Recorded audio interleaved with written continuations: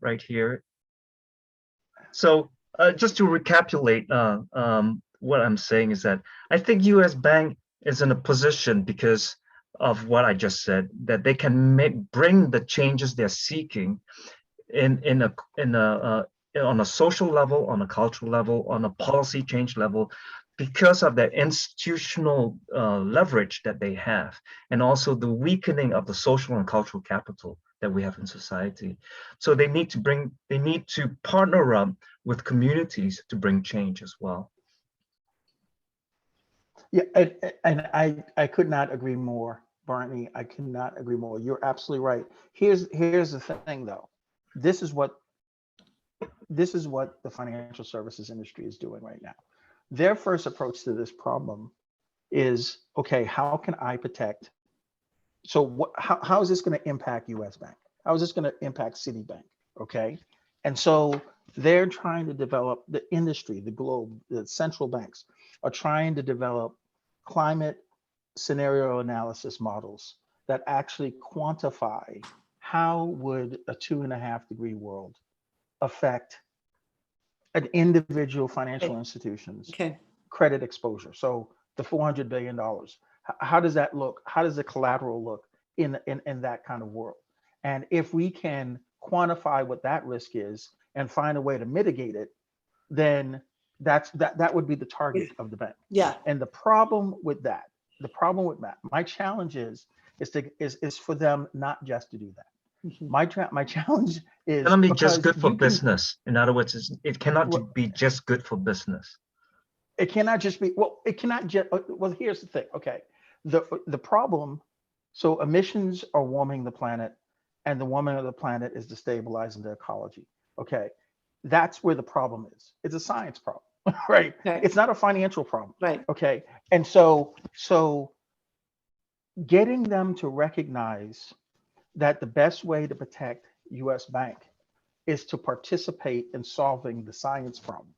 In other words, don't tether it to, okay, we have most of our exposures are not in the Gulf, not in Florida and Texas, though they do have some exposures in California, so therefore we're safer than the banks that are exposed to Hurricane Alley and Tornado Alley. And no, we can't look at it that way. In other words, because if we look at it that way, there's a lot of things that can be done that would minimize and manage the risk, that the direct risk of an individual institution that does nothing to support the global effort to actually solve the problem, right? But so in order to get them to expand off just our responsibility is to take care of our shareholders and our bank, right? And to get them to expand off that is the idea, is the idea that they can't protect the bank by trying to just protect the bank. Yes. Sure. In other words, unless they contribute to keeping the global surface temperature as low as possible, Yeah. right? The secondary and tertiary effects to the global economy is going to destroy the bank. Right? You can model it out that yes, the direct cause of an extreme weather event, you've mitigated the risk of the direct causes of climate change, right? But when you have a global economy that's destabilized because you have all these extreme weather events, supply chains are broken and stuff like that, right? What is a financial services company going to do? They're going to collapse, right? They're going to collapse because all our customers are not going to be able to function and stuff like that. So I have to get them to see through their initial instinct to look at their own balance sheet and say, okay, how do I protect this? And I said, no, you can't protect that unless you protect the globe. Can I ask you? This is the beautiful, yes. I want to ask you a question. That what is it in one sentence? If you take more than you want, but I'm super curious. I try to do it in one What sentence. is it that you want them to see? Like if you were able to name the thing that you want them to see, what would it be?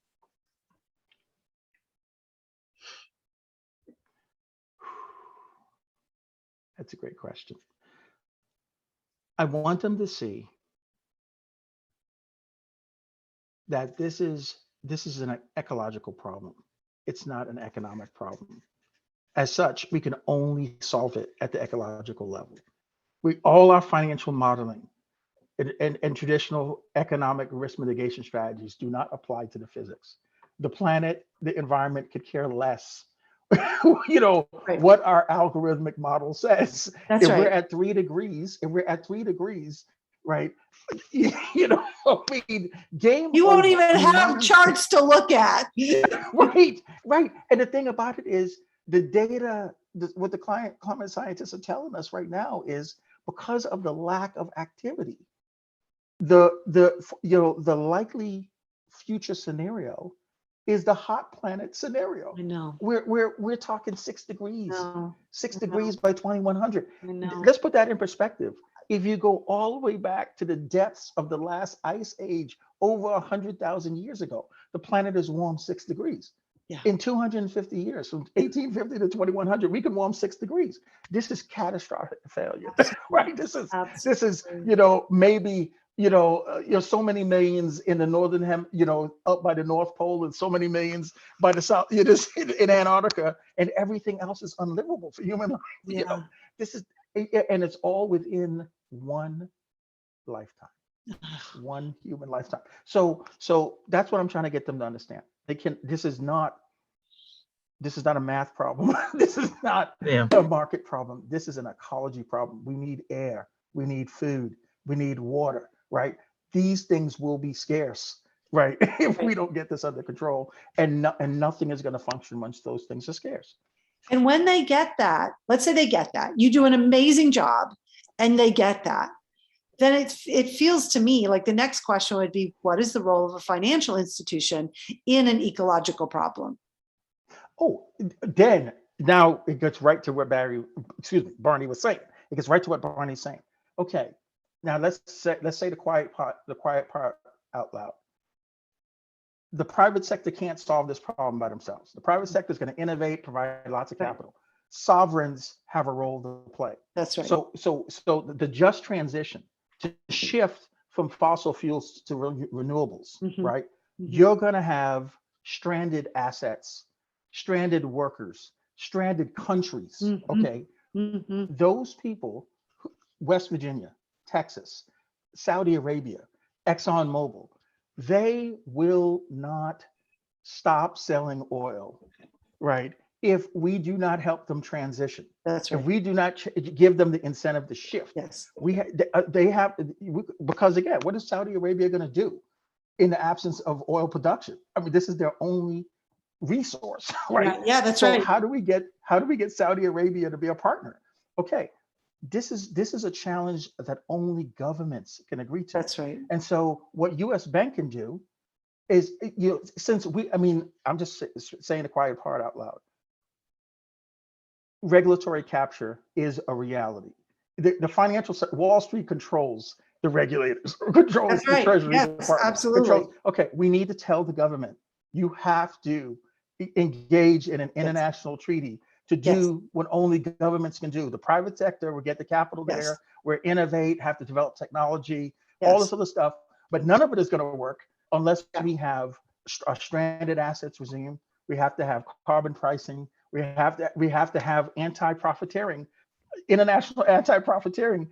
In other words, we can't let the private sector Yeah. charge monopoly pricing at all these price points where we have to have the change. And so you have someone who has the technology, and now they're going to charge 10,000 times what it's worth. No, we Yes. can't. No, we have to have anti-profiteering, regulations that are global, right? Right. These are things that only sovereigns can do. Well, I can tell you this much: they're dead on arrival in the United States now. But I Yeah. can tell you, if Wall Street stood up and said, "Oh no, this is the only way this is going to work, is the government needs to do this," you all of a sudden, Joe Biden, Donald Trump, it doesn't matter who's running the government, they're going to salute and they're going to start doing what they need to do. So Yeah. this is what I'm saying. But it would take one of the big banks at least to acknowledge that we can't solve this problem playing by the old rules. We have to solve the science problem, which means regulators have to do what regulators do, Yeah. sovereigns have to do what sovereigns do, private Yeah. sector has to do what private sector do. All that coordinated, Manhattan Project globally. Here we go, right? I am. And that is way beyond how do I fix U.S. Bank's problem. Yes. And so that is a bigger ask, of course. But my punchline to them is, you can't save US Bank any other way. Yeah. You can't. All you're doing is Yeah. guaranteeing the Yeah. failure. Yeah. You can't save the organ when the organism is dying. Yeah. When this organism is dying. Yeah. Exactly. So Period. what this project was about is, how do we save the organism, but also how do we shift the bedrock from which this cancer in the organ is taking over the organ. And that is what this particular project is working with.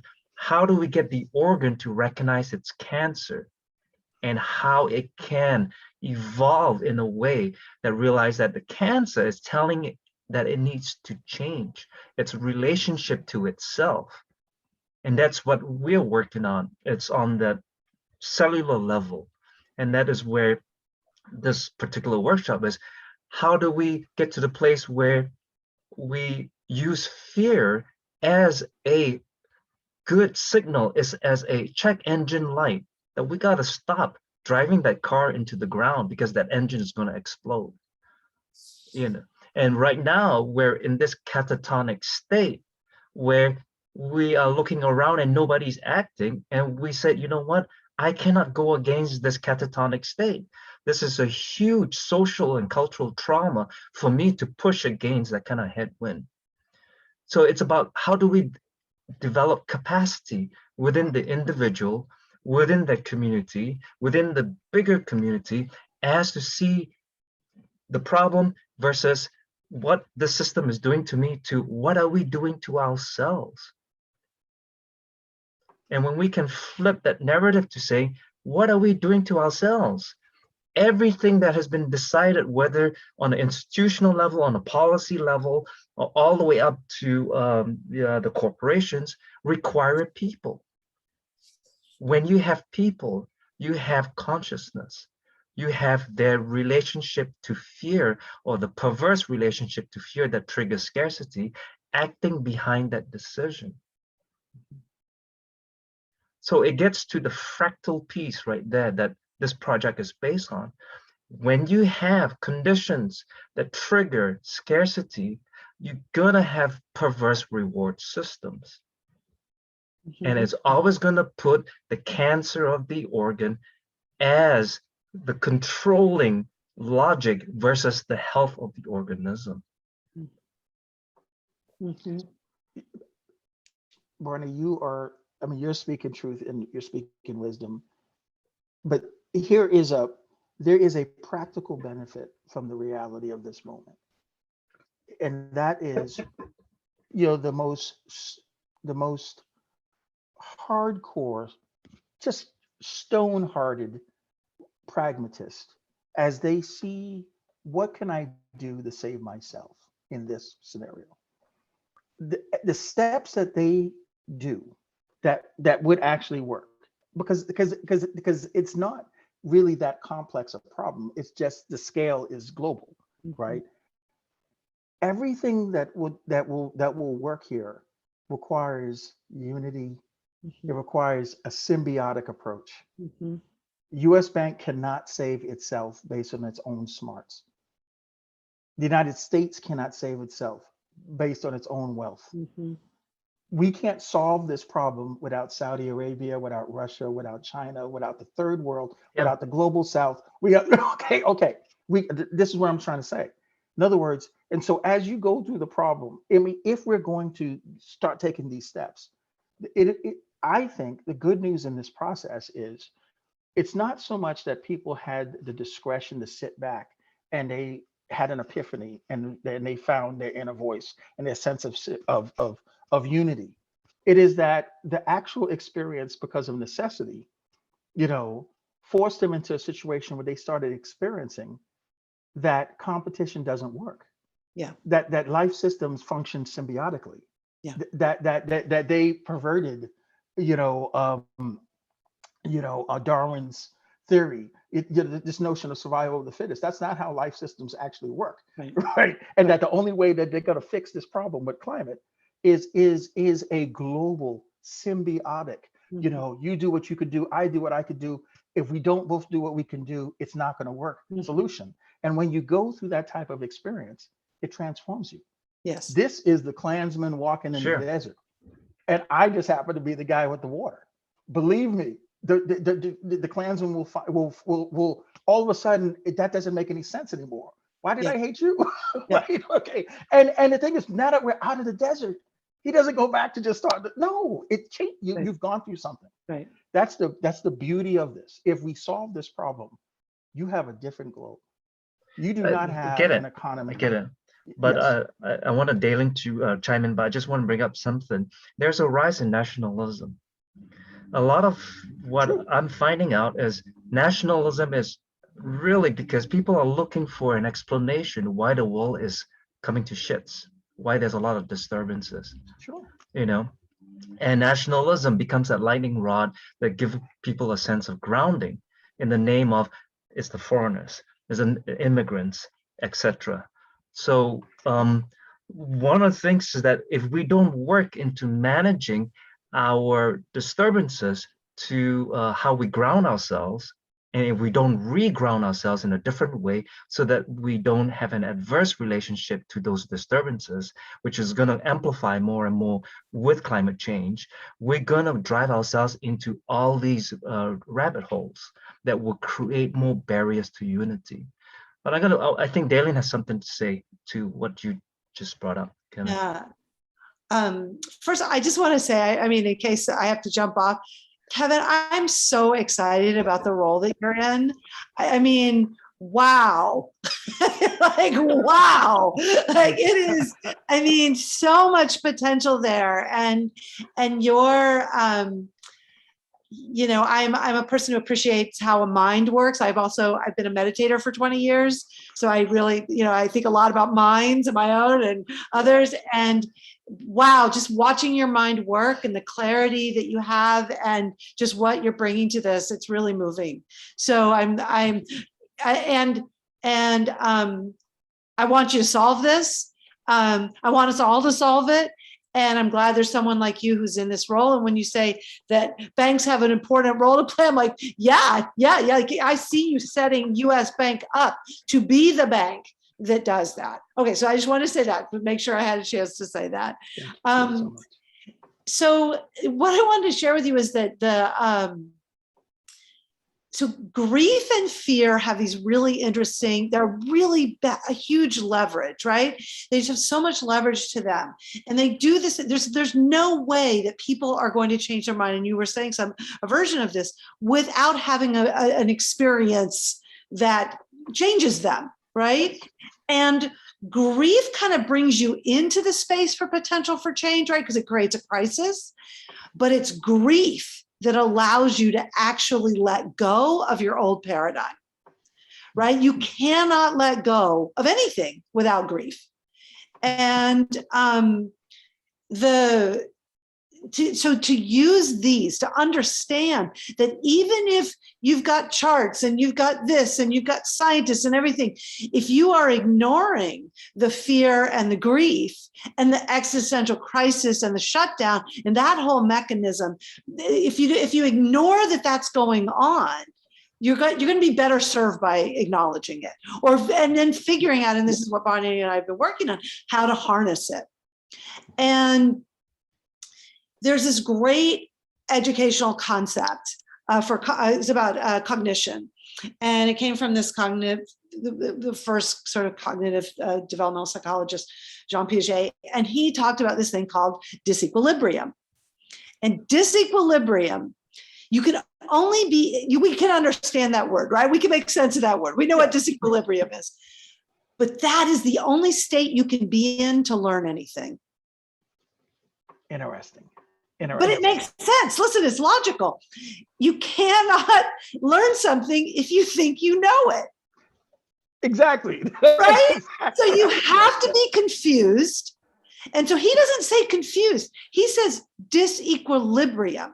We need to be out of balance. We need to be off. We need to be in a state of confusion. And so for those of us, especially 500 years deep into, colonial capital, industrial, post-colonial, industrial capitalism. Yeah. We don't like confusion. We don't like uncertainty. We don't like disequilibrium.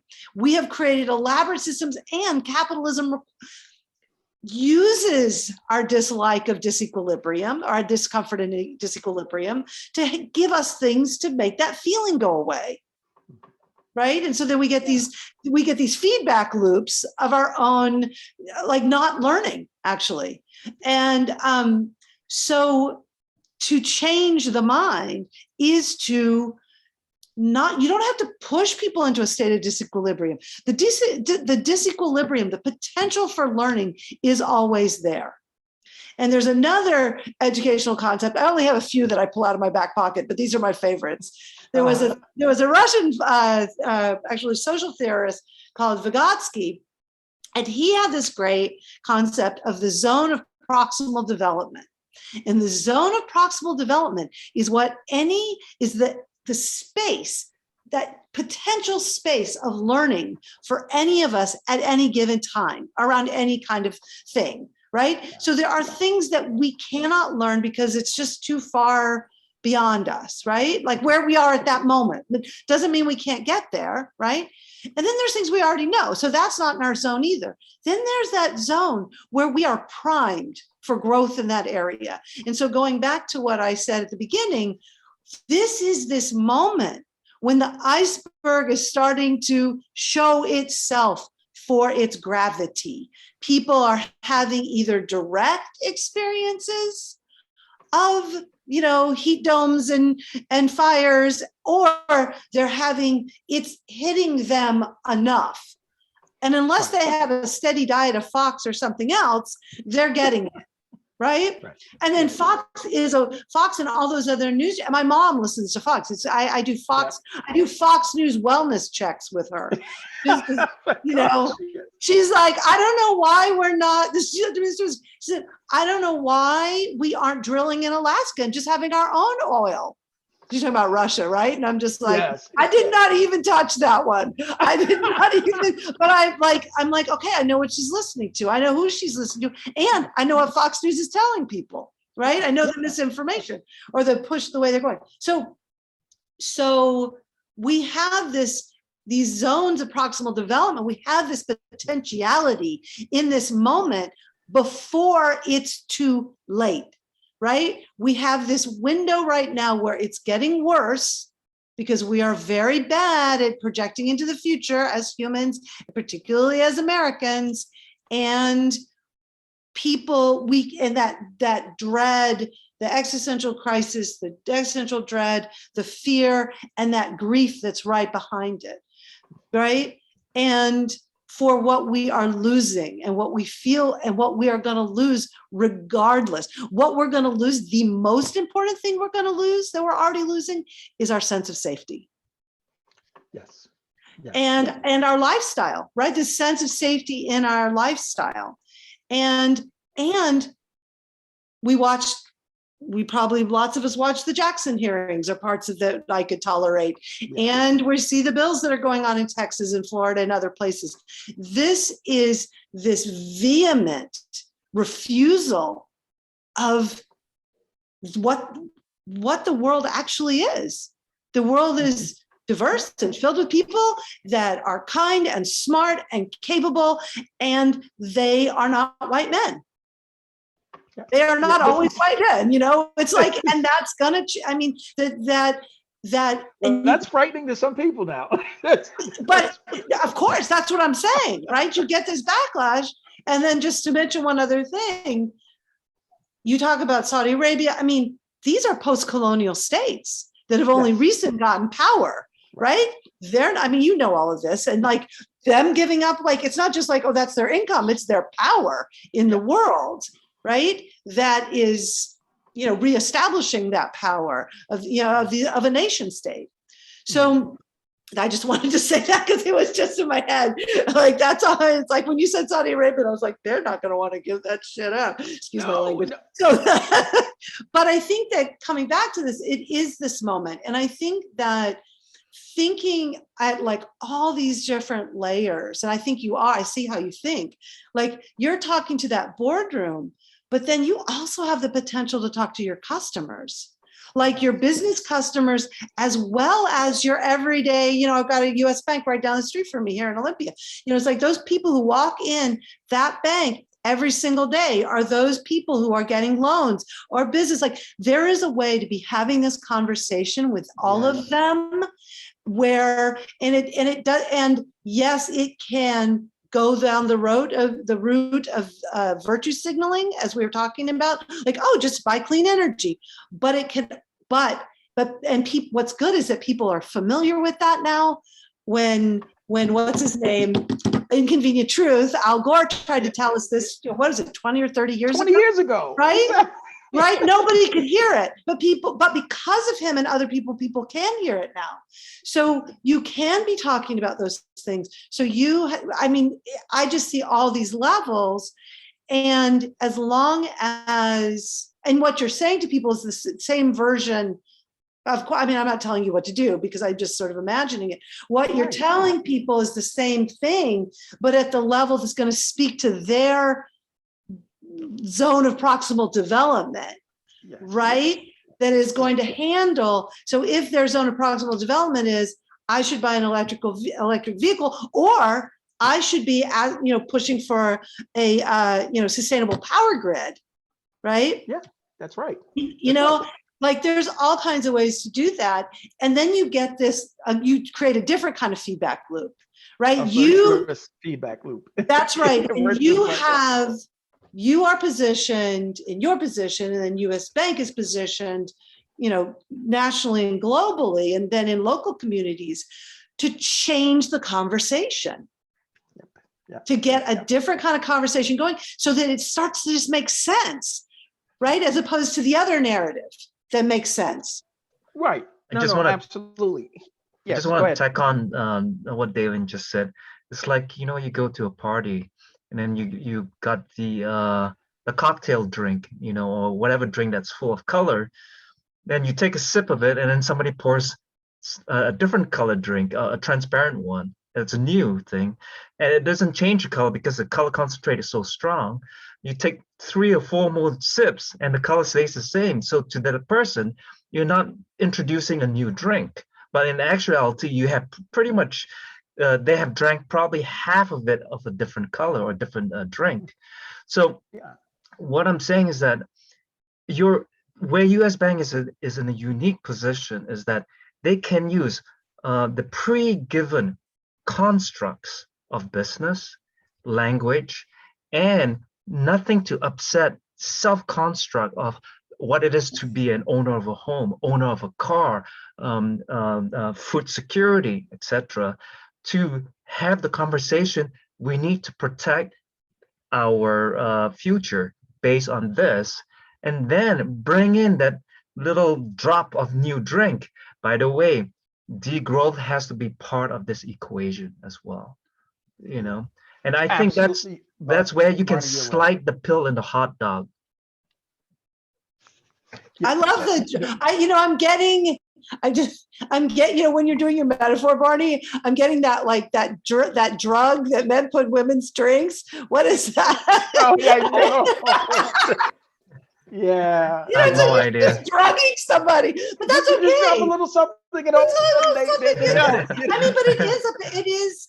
This is how thought process works, right? And I woke up one day, you have that little right before you wake up, and you get a little dreamy, a little wakey, and I was like, oh, I know how to solve climate collapse. We got to share. We just got to share. Share. Yeah. We got to share. That's it. Let's just share. No doubt. Barney, you speak about degrowth. It is the term is circular economy. Yeah. And we can't decarbonize. The pathway to net zero in 2050 would be a circular economy, right? And the point of a circular economy is a self-sustaining, a sustainable economy. It is not a perpetual growth economy. That's what we have right here, right? Where we constantly extract more and more and more resource. and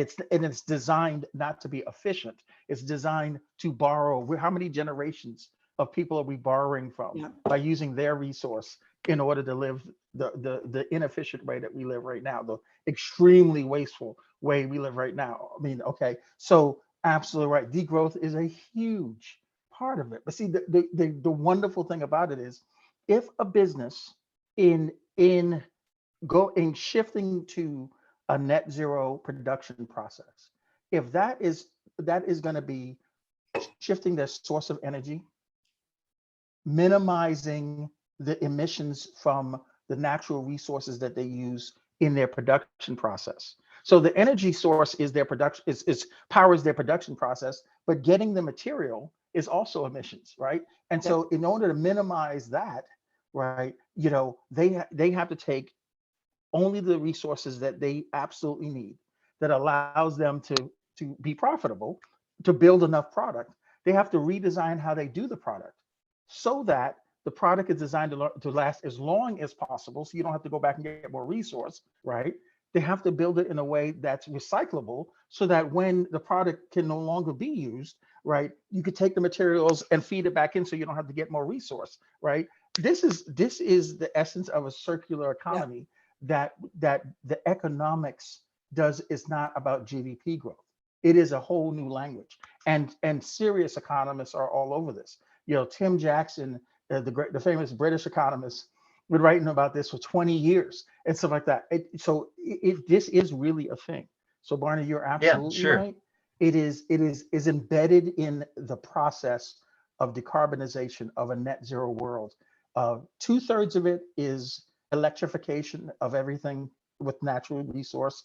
1/3 of it is circular economy, Sure. Mhm. degrowth. Mhm. So and we can't solve the problem unless we do both. Yeah. Yes, right. So I had a conversation with Dalen, and she said, I hope you don't mind we have a conversation while I'm having lunch. And I said to her, oh, you're trying to slow down entropic loss, by eating. And There she we says, go. that's pretty much it.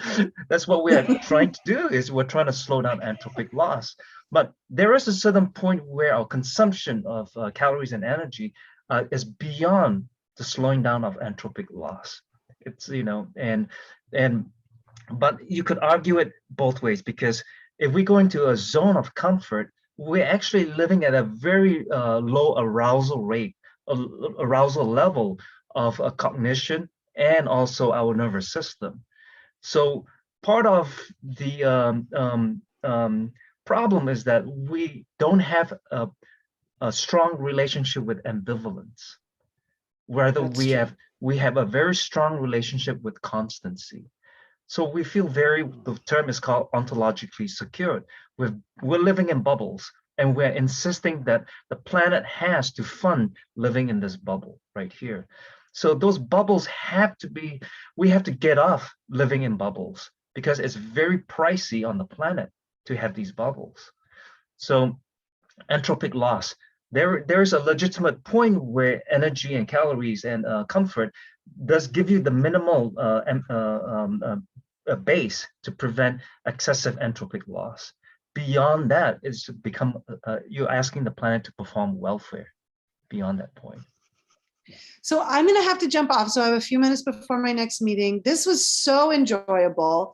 It's and just really, I really appreciate how I know Barney well, so I really appreciate Barney's mind. I really appreciate yours, and I really appreciate both of your hearts and how you're fully showing up. And I hope we have another conversation, Kevin.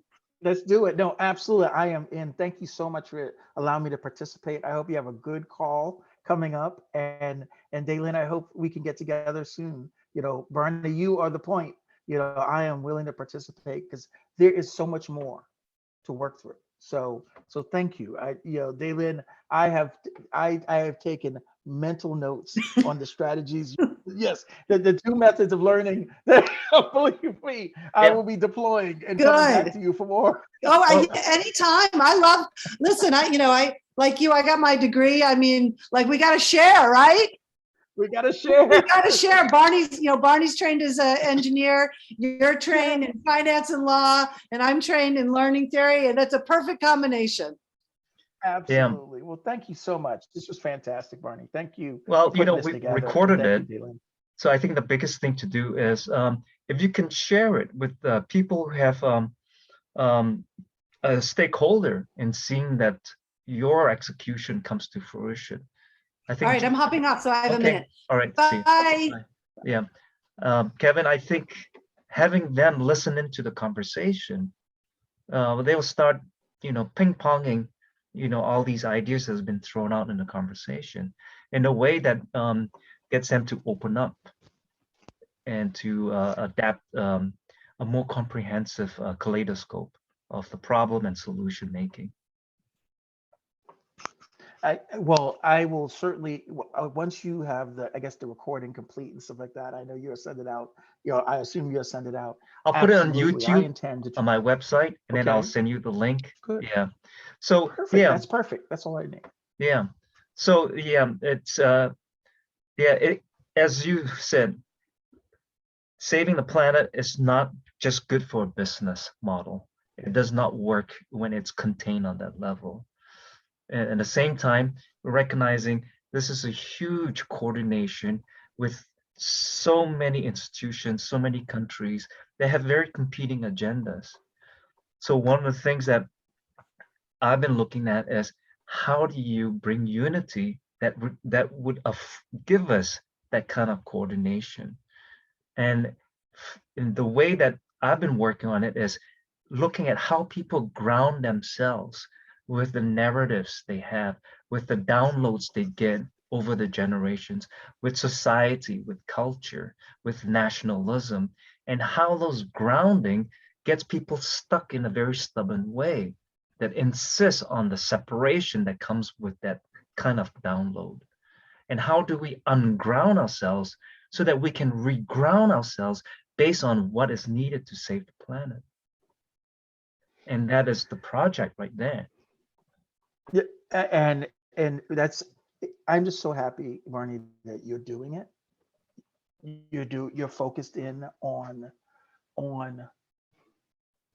I'm trying to think of what the right words are. Um, well, I can't describe what I mean about what you're doing because you are articulating, the psychological, historical, cultural reasons why society works the way they do and what they need to do to break those habits and those structures in order to solve this actual very real problem. My contention to you is while that's extremely important, all hands on deck. I'm not sure this is going to be a scenario where it's going to be argument and it's going to be acknowledgement, of okay, this is what's been constraining us and how we've been doing things, and that's not working anymore. So therefore, we need another construct, and this is a construct that makes sense, and that we can have that process be the process by which change is going to occur in a timely enough manner.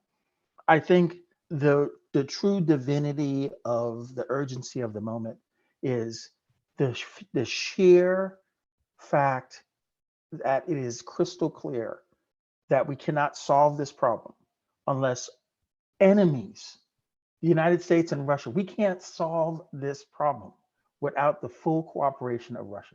So as much as we want to vilify them for what they're doing right now, Sure, sure. we absolutely and so we have tried to punish them with these massive sanctions and look what it did. Is it punishing them? Of course it's punishing them, right? But it's hurting us.